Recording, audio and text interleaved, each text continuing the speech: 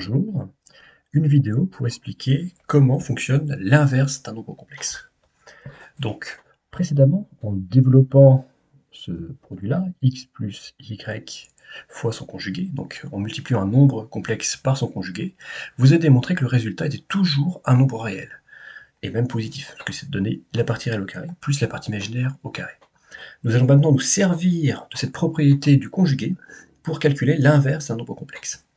Donc, lorsque vous aurez à calculer l'inverse d'un nombre complexe, donc écrit sous forme algébrique x plus y, la démarche sera toujours de multiplier le numérateur et le dénominateur par le conjugué du dénominateur. Donc ici le tz, donc multiplier numérateur et dénominateur par z bar.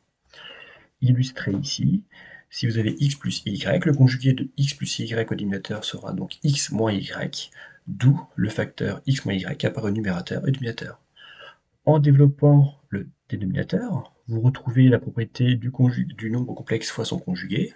Donc vous pouvez directement écrire que c'est la partie réelle plus la partie imaginaire.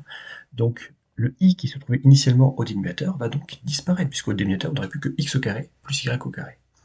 Et c'est pour cela que l'inverse d'un nombre complexe sera aussi un nombre complexe.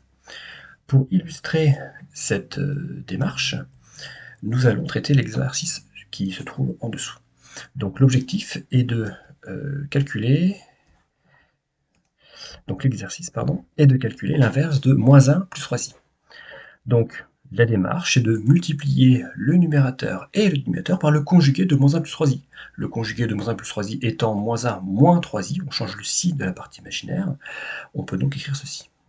Ensuite, donc, il va suffire de simplifier le dénominateur. Pour cela, on utilise le fait que c'est un nombre complexe fois son conjugué. Dès lors, on peut écrire que c'est la partie réelle au carré plus la partie imaginaire au carré. Si vous avez oublié cette formule-là, vous pouvez aussi utiliser la double distributivité, donc effectuer moins 1 fois moins 1, plus moins 1 fois moins 3i, et pareil avec 3i. Au numérateur, vous ne multipliez pas 1, rien ne change, donc c'est pour ça qu'on retrouve directement le conjugué du dénominateur au numérateur. Ensuite, il reste à simplifier, donc en simplifiant le dénominateur, on trouve qu'il reste 1 plus 9, c'est-à-dire 10.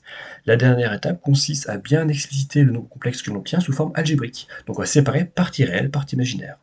Et donc le résultat de l'inverse de moins 1 plus 3i, c'est donc moins 1 dixième, moins 3 dixièmes de i.